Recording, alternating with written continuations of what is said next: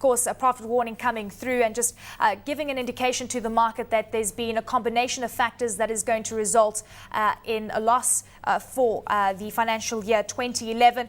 Looking at non-performing loans versus the AMCON sale, could you give us some clarity as to the mix that resulted in the loss for 2011? Eleni, thank you so much. I want to say that sometime last year, the board took a conscious decision to clean up the bank's balance sheet. And following from that, we made a lot of sale to AMCON using the AMCON window that was available to us. And that is basically what resulted in the loss that we are seeing. And in addition to that, we had some long-term contracts that we are running, but given the volatility in the environment, we had to prematurely terminate those contracts.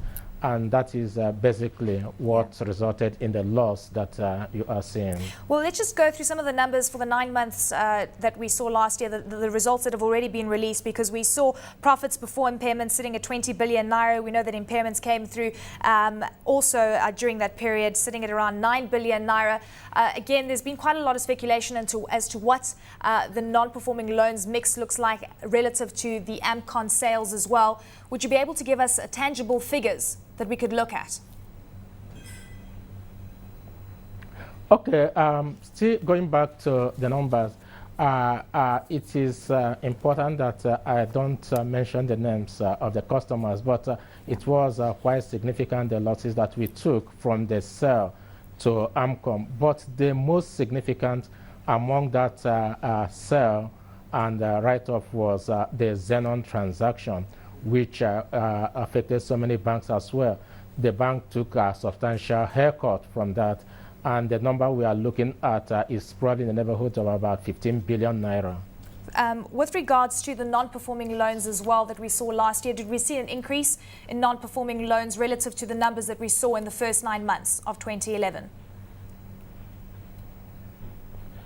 The non-performing loans, we have cleaned all of them out from our books, and currently the books are very, very clean. The balance sheet is very strong and is very sound. We are talking of NPL of about 3%, which is below the regulatory limit of 5%. So we have a very sound balance sheet, and that provides the platform for the 2012 performance. And we believe that the bank is well positioned to perform very well in 2012 and beyond. When it comes to the type of loans that were responsible for the overall loss, it seems that mostly was skewed to the sale of loans to AMCON. You spoke of Xenon Oil. Let's look at the overall haircuts that you needed to take to ensure that you cleaned up your balance sheet. Okay, just like I said, Xenon remains the most significant of the AMCON sale loss that we suffered, and we took a haircut of about 40% of that. That also affected some other banks, but at varying degrees. And I guess that UBA took the biggest hit, which is a haircut of about 40%. On the whole. So that was the largest haircut that you actually took, I mean, sitting at 40%, is that right? Yes, that's right. That's the largest haircut that we took. And also in terms of amount, that constitutes the largest amount of loss that we suffered in any single facility. Let's also touch on expectations for 2012. It seems that things should be looking far better for the first quarter of 2012. Now that you have gotten rid of the non-performing loans and also the troubled loans in your book, can we expect a profit to be recorded for the first quarter of this year? Yes, we just submitted our forecast for the first quarter, and the numbers we have submitted should be in the website of Nigerian Stock Exchange, and we are looking at a gross earning of about 59 billion naira, and also we are looking at a profit before tax of 15 billion. I believe that the signs we are seeing so far are very, very good and impressive.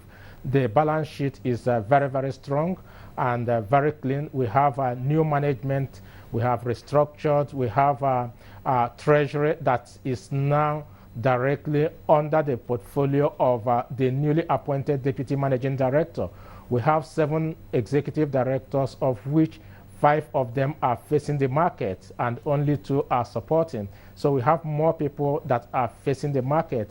And also we believe that substantial cost reduction is going to be achieved, especially from the Nigerian end, where we have the Cash Light initiative that is already being implemented.